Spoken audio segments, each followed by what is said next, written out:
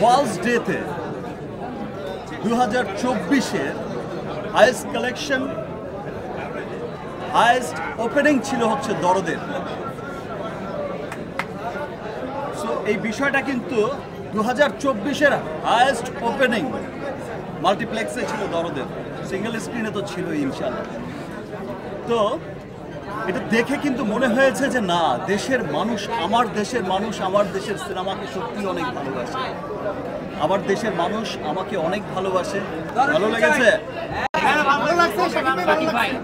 একটা প্রশ্ন ছিল, এই চরিত্র করার অনুপ্রেরণা কোথা থেকে? চরিত্রটা ভালো লেগেছে, এখানেই সার্থকতা। চরিত্রটা যে অ্যাটলিস্ট ভালো লেগেছে, আমারও খুব ভালো লেগেছিল যখন আমি মামুনের কাছ থেকে গল্পটা শুনেছিলাম প্রথম। শেষের দিকে আমারও মনে হয়েছে বাহ, খুব চমৎকার স্টোরি। দরদ আসলে খুব দরদের একটা সিনেমা। দরদ আপনারা যারাই দেখেছেন, আপনারা সকলেই দেখেছেন যে খুব বিশাল আঙ্গিকে, খুব তামঝামওয়ালা কোনো সিনেমা না, খুব বিশালত্ব এখানে নেই।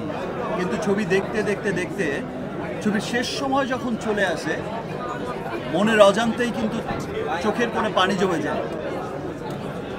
মনের অজান্তেই সবার এত ভালো লাগা তৈরি হয়ে যায় দরদের প্রতি।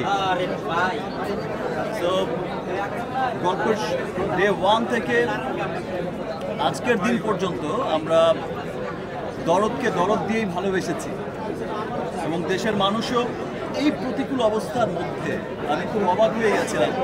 আমি তখন ছিলাম না, আমি আমার বরবাদ সিনেমার শুটিংয়ে মুম্বাইতে ছিলাম।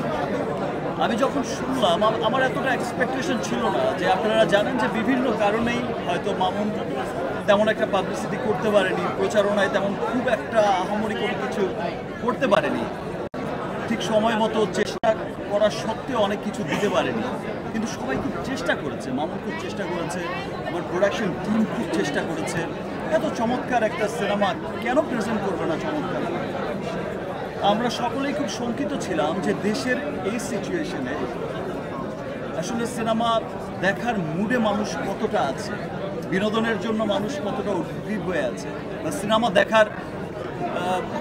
দেখতে কতটা আসবে বা কেমন লাগবে। বাট আমি যখন শুনলাম বা আমি দেখলাম পরের দিন সোশ্যাল মিডিয়াতেও যে ফার্স্ট ডেতে 2024-এর হাইয়েস্ট কালেকশন, হাইয়েস্ট ওপেনিং ছিল হচ্ছে দরদের। সো এই বিষয়টা কিন্তু 2024-এর হাইয়েস্ট ওপেনিং মাল্টিপ্লেক্সে ছিল দরদের, সিঙ্গেল স্ক্রিনে তো ছিল ইনশাআল্লাহ।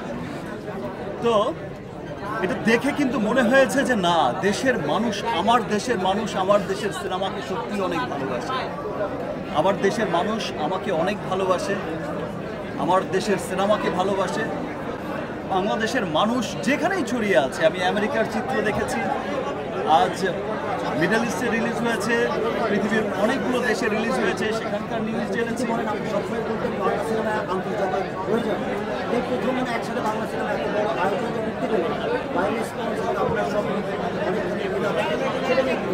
দেখেন, আমি